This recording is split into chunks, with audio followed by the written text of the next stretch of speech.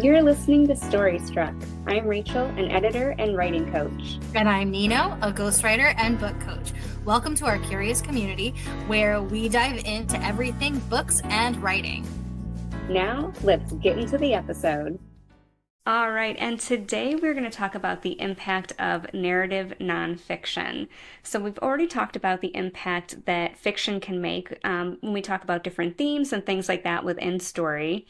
But too often we forget the power of story and nonfiction. We do see, self-help books, professional development, or professional, not just professional development, but personal development. Professional development works in there too, right? They're all different types of development. And a lot of times we'll see those books as very formulaic, but they can have so much more impact if they have story behind them. And so that is what we're going to talk about today. Yes, I'm really excited about this one because, if you don't know, Miss Rachel Clair here has a PhD in health psychology, right? Health psychology, I got the right one? Correct, it is health Cool, psychology, cool. yes. And so she is super savvy on the human mind. And both of us were in the nonfiction writing space for our professional writing career. So this is something that we've talked to a lot of people about, where, say they're a very analytical person. They have this coaching methodology, and it's just like, do this, then do this, then do this. And it becomes very like dry. And whenever we are reading, that makes us feel like we're back in school, right? Like the problem a lot of us had in school was because it was very dry information, it was very much like, and then in this date we did this, and you don't have that story to go along with it. So Rachel, what is like the psychological reasoning that we should integrate stories in, say, a self-help book? So story really anchors into experience, and it brings out emotion and memories. So if we think about, back to the, dawn of time, before there was written language, everything was oral history. We learned through stories. Stories were passed down about the food we were hunting, about where we were migrating from and to, and all of this informed the actions that we took. And then as we progressed, forward in society, we still had stories told in fables and things like that, because having the modern world read and have access to written material is relatively new when we look at the entire history of our species, right? So that impact of story has carried on. And we have that story now where it's for a form of entertainment, as well as a form of education, where earlier on it was probably more education, less entertainment, and then we started to see the shifts as time went on. So story is deeply, deeply rooted in who we are as a species, and story is going to impact people in different ways. So we might both hear the same story, and that could have totally different connections for us in terms of like, it might bring this up for you, it might bring that up for you. Even something as simple that's not necessarily a story, but it is a good example. If you read a horoscope today and say we were the exact same sign and we both read that horoscope, you are going to have something in that hit for you because of where you are in your life, your experiences, and what's going on. Something totally different in that might hit for me because I'm going through a different experience. I have different memories and associations.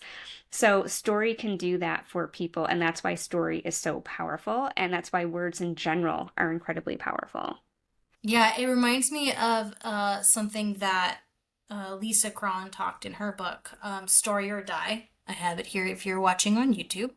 And she was talking about how, when we are reading a story about something, particularly in a nonfiction like space, but it applies to any story, we actually like kind of put ourselves in the position of the person in the story, to try on that experience before we start putting it into our real life, in order to kind of like get a sense of how that might feel. So we have like a little manifestation moment whenever we're reading stories, especially like if, so like for me, for example, when I was, at a place in my life where I was working in healthcare, I was very unhappy. I was in a marriage, with a man. By the way, I'm gay. And so, I had like this like life that I was just like not satisfied with. And then I came across You Are a Badass by Jen Sincero. And that helped put me on this path, and like listening to her stories about like the little like side adventures that she went through in her life, I was able to put myself in that, like one comes to mind where she was talking about being in this punk rock band that was called Firecrotch or something like that. It was something, or no, it was just called Crotch. Like it was a punk rock band that was just called Crotch. And so like it was something, yeah, like that. And she was, talking about like her like in this punk rock thing, and it was just like, oh my God, like the freedom to just be whoever I wanted to be without the expectation of who I'm supposed to be. The idea of being in that punk rock band, shaving my head like I had always wanted to do, being edgy and, expressing all of my views with freedom. Um, that idea really helped to transform, like, but why not? Like, why can't I go and adventure into this just because I made this decision in my life? Because like I had, been like, well, I made this decision, I must stick to it, like I made my bed, I gotta lie in it. And it didn't matter that I wanted to be with women, it didn't matter that I didn't want to be in healthcare anymore, that I wanted to be a writer. Like those, like those things in my mind at the time didn't matter because I had already made my choice. But by reading that book, I was able to try on all of these different like lives that she had been through. Like she had been in this band, she was an event coordinator, she was a writing coach, like she had done all of these different things. And I'm like, why can't I do the same? And so like that power of that story that planted that seed for me of like, but what if I changed my path? What if I changed my fate? And that really helped me like turn towards, okay, how can I do this now? And then I pivoted towards more, okay, well, I got to get myself sorted. And that was then moved me to Brene Brown's work, and I just devoured her Yes. stuff. And before I knew it, I was starting my own business, and I started as a copywriter and like, grew from there. And all because one book told a story that helped me to see a different path than the one I was on. That's just absolutely beautiful. And her book as well hit me at a very powerful time. And I bet you if we re-listen to that now, different parts of that are going to strike different because we are in a whole different transition phase with our work and our careers now, where that kind of hit when we were in a stage with life and career. But yeah, I would challenge you to re-listen to that again, and I bet you're going to get pumped for whole new reasons. And I think also when we look at kind of the impact on story with that, when we have story in our nonfiction books as writers, that makes the book more human, more approachable, instead of, like you said, just being like a dry academic book. So, for example, like I was working with someone and I was ghostwriting a book. They came from a very academic, like medical background, right? And he's like, well, I want to write this and I want to appeal to people who would be my patients. However, some of the stuff was like, all right, this is a little bit too up here. You want to meet them here. And one of the ways we're going to do that is to add in personal story. And he's like, well, but why do they care? Like, they don't know me, like nothing like that. I'm like, yeah, exactly. We want them to get to know you. We want to share examples about you. And that doesn't mean that you're like, oh, look at me, look at me, look at me. You are showing them I am an actual real human person and I'm going through this. But then we also sprinkled in stories about other people. Stories that were kind of like a hybrid of, maybe a couple patients that he had, and use that to express the information in the book because that made it so much more personal. And like you were saying, the reader could see themselves in that, be like, oh my goodness, yeah, I've been there too. And there's also strength in knowing we're not alone, of knowing we're not the only ones who have gone through this thing and seeing someone else who came out the other end. Now, we may not come out the other side in the same way as them because we're unique, our journeys are unique, but that gives us the hope, inspiration, and motivation to be able to take action and come out on the other side in our own way. Yeah, because I mean, it really demonstrates like the power of possibilities, Mm-hmm. right? We can't, it's like, you know, that saying where they're like, you can only be what you've seen or something like that, you know, like you cannot put yourself there. If you've never seen a woman president, it's hard to imagine yourself as a woman president, you Mm-hmm. know, like, but now we've had women who have run for president, and now we're having more and more women go into politics because, oh, you know, if she did it and she made it this far, like I could at least make it halfway there, you know? So that gets them to try and that gets them to move forward towards it.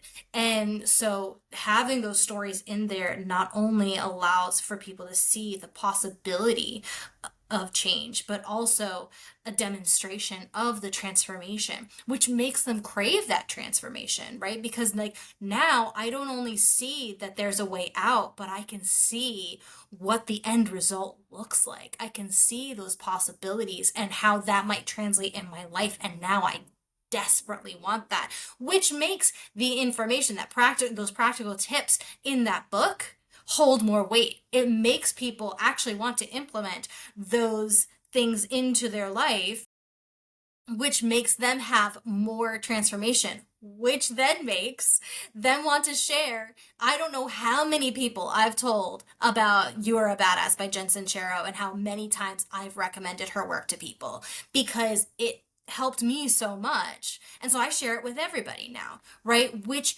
is what creates those books that change a vast amount of people, that create that domino effect of change in the world so we can actually make progress in the world. And you know, with the authors that I work with, they're not just people who are like, oh, I want to write a book because I know it's a good, you know, marketing strategy for my coaching business. Like, they are people who are like, I see that as one of the reasons why I could do this and this could be good for my business. But I also see that this can reach people who can only afford to learn through the free library system, right? Who can only afford to, you know, download one of the 99-cent things on Amazon or on Kindle or whatever. You know, like, I can help these people who don't have access to me in the way that I work with people, and I can still make some movement there. I can be that person for them I wish that I had had when I was in their space, you know? And one of the one of the authors that I think really represents this more than anyone else um, is Rachel Rogers, Oh, who yeah. we are like fangirls for. But her book had such a great balance of narrative and information because she would put in her own personal stories of when she was there. Because we look at her now and we're like, you're this amazing entrepreneur, you're this thought leader, you're a millionaire, like, you know, like, you don't even understand what I'm going through now as a single mom who, you know, works two jobs and loves her kids and never stops. Shout out to Reba. and um and so, like, you don't understand, but then we read her book and we see where she came from, and we see the struggles and the obstacles that she went through, and we see the blood, sweat, and tears that she put into things to get where she is. And now she's laid out this map for us to help to achieve that in a little bit easier of a way, to go through a few less hurdles. Like, she's gone through the trials and tribulations of it, and she's now said, oh, don't go this way. There are snares over there. Go this way. It's going to be a smoother path for you, And through her story, we then believe her when she tells us, don't go that way, go this way. Which makes her stuff more impactful. In addition, it makes you really want more of her, because then you just like are like, wow, this person is so amazing. She's gone through so much, she's accomplished so much, and she's still such an amazing, caring person, who's so impact driven. I want to be part of her community. And that gets you into her community as well. So not only is it a great business strategy, but also, opens so many more people up to so many more things, because her podcast is there. Her podcast is free. There's so much free information that you can use to create change within yourself because you read her book, you know? That's awesome. Yeah, having that like ripple effect where, your book is impacting someone here and you know that you can help so many more people by putting that book out. And then if they come to you through that business model, that's even better. Like, obviously, right, that is a big goal for writing a book, but I feel like people, like you said, they don't write a book just to write a book. You're writing a book to have an impact, personally and professionally. And I think too, from the writer's side of it, when we're thinking about incorporating story, is we're able to reach people who have different learning styles. Where, not everybody learns just by reading, XYZ, step, step, step. When we put that story in, we're starting to now hit on different types of people who like to learn. Maybe you're auditory, so you're listening to the audiobook. Well, the audiobook's going to put you to sleep if it's just, you know, listing out steps. It's like But that putting teacher that on Ferris story in, Bueller's Day Off. right, yeah, we don't want to do that. We want to keep people engaged, and having that story in there, that's going to change even just how the narrator is reading it, because you can't help but read story in a different way than just reading a list. Yeah. So it's going to have that little bit of a nuance in there, right? We're even just kind of hitting a little bit on the kinesthetic learners because they're hearing how it's done so they can see how it can be done. We're hitting on neurodiverse people who, might not be able to connect with a dry, sterile thing, but they can connect with story. And then if there are people in neurodiverse who can't really get into the emotion of the story, they still have the steps. So we're hitting all of the marks of different types of learning styles when we incorporate story in there. If we don't have that, we're really isolating a large population that doesn't learn just by reading sterile instructions. Right, and that's when they DNF it, and then they go on Mm-hmm. Amazon, and they're like, this book was so boring, and that's the review you get Yeah. on your book, right? Which doesn't sell books, which doesn't create an impact, it doesn't in any way.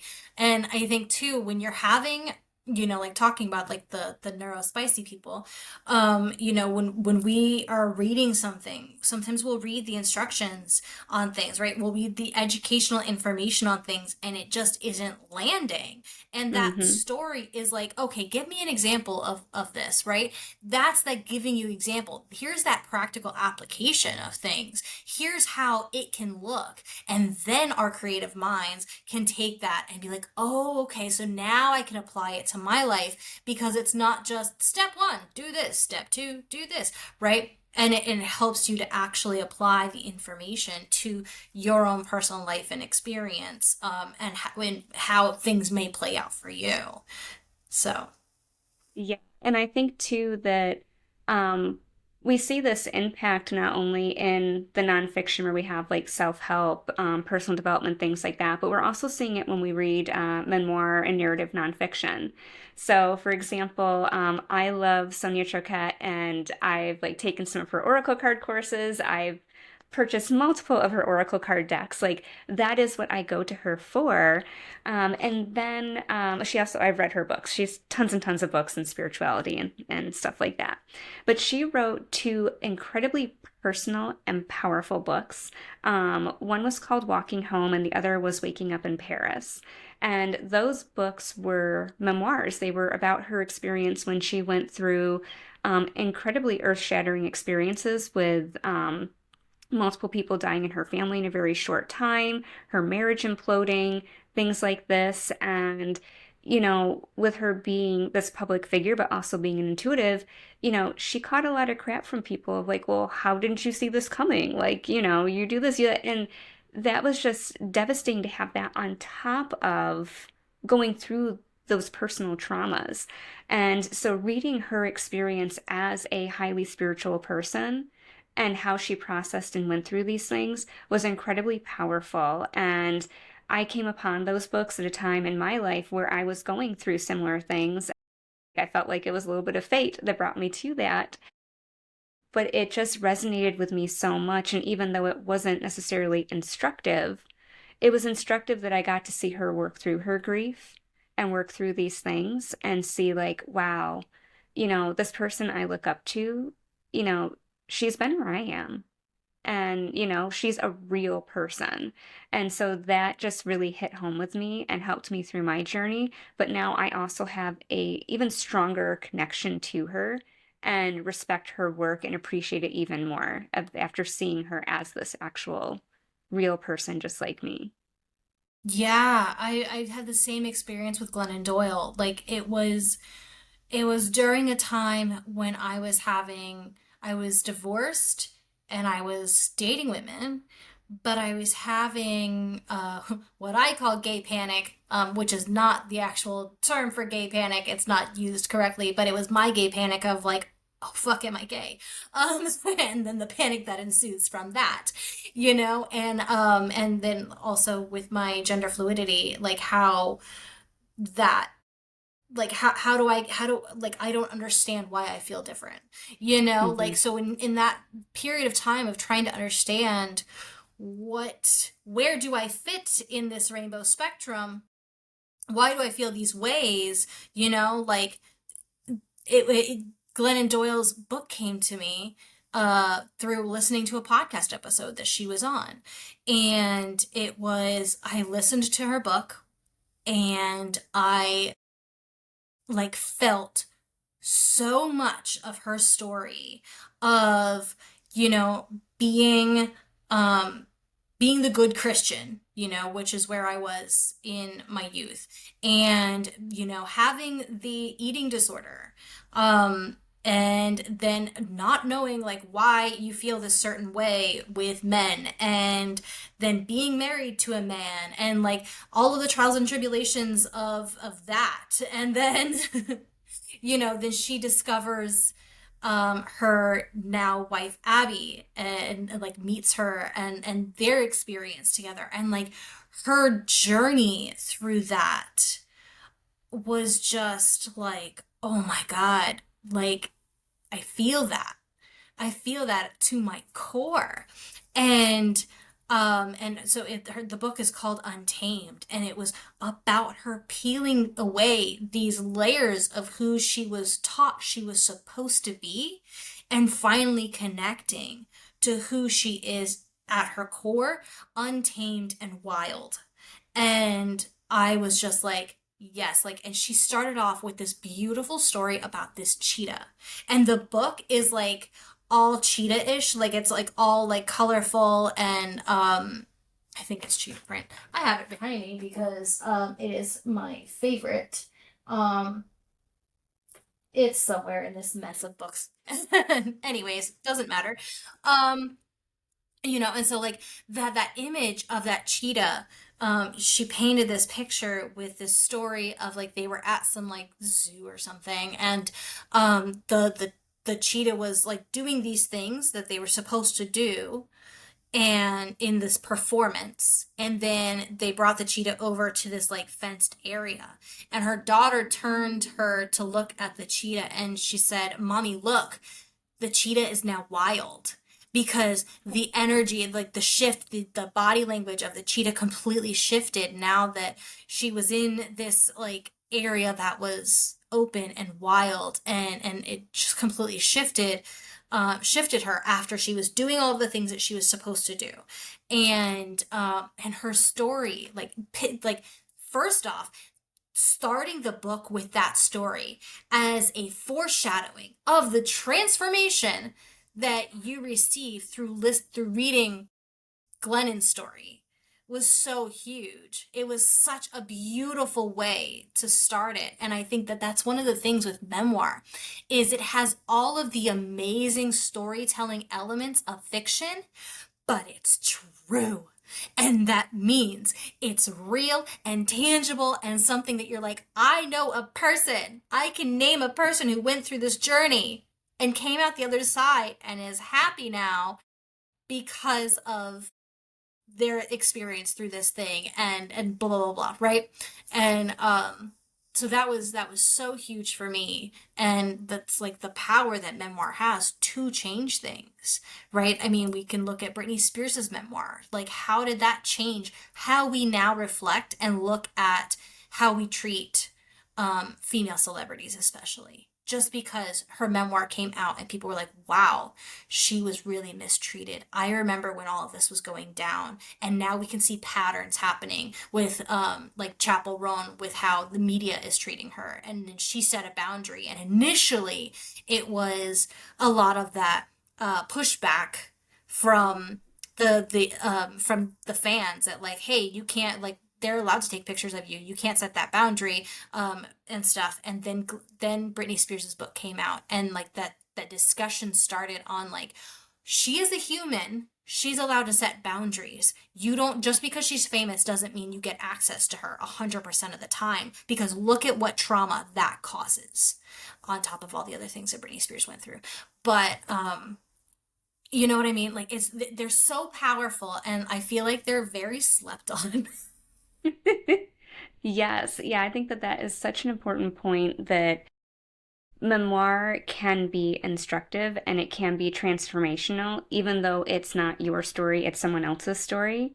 That can be just as, or possibly even more transformational than some nonfiction books that I've read, some self help books or personal development books.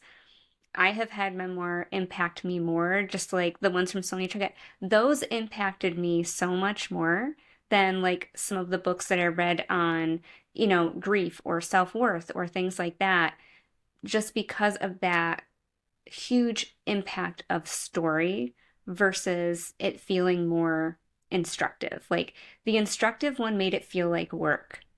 Story made it feel real and doable. That is so freaking spot on, because I cannot tell you, as somebody who loves reading and has always wanted to be an avid reader, it's been something that I have been working on for years, to become this like avid reader of like, my goal is to hit 4 books a month every month for a year. Like, that's a goal, but my neurodivergent brain and dyslexia can like just burn out. And so like reading a lot of nonfiction, it's just like, I love learning, and I love reading nonfiction to grow as a person.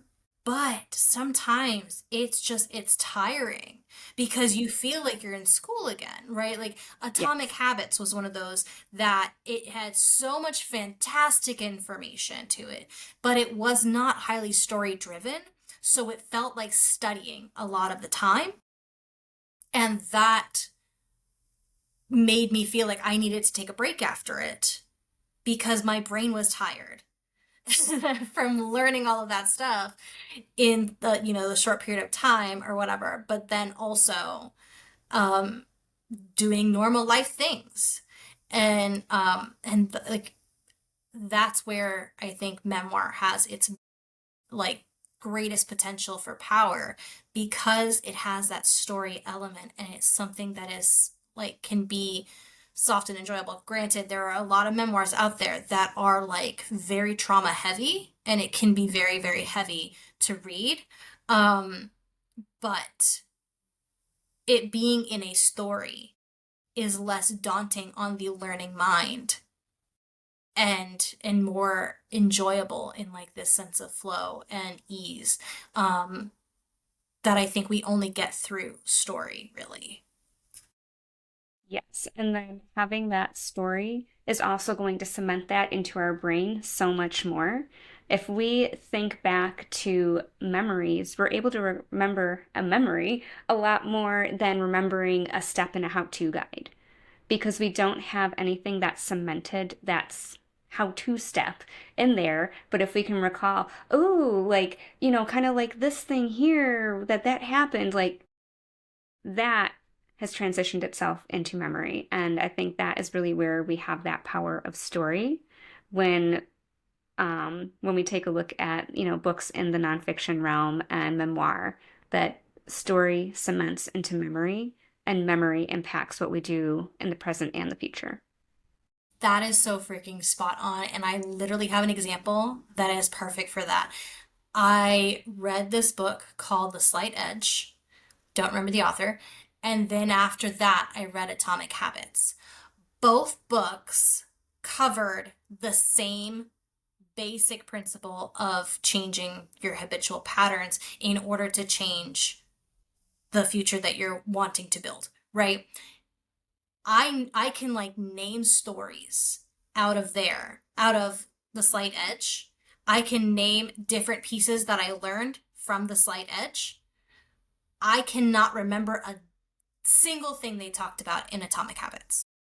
I have no, I can't be like, oh, in Atomic Habits, I learned about this, this, and this. I know it was about habits. I remember habit stacking was mentioned at some point, and that's about it.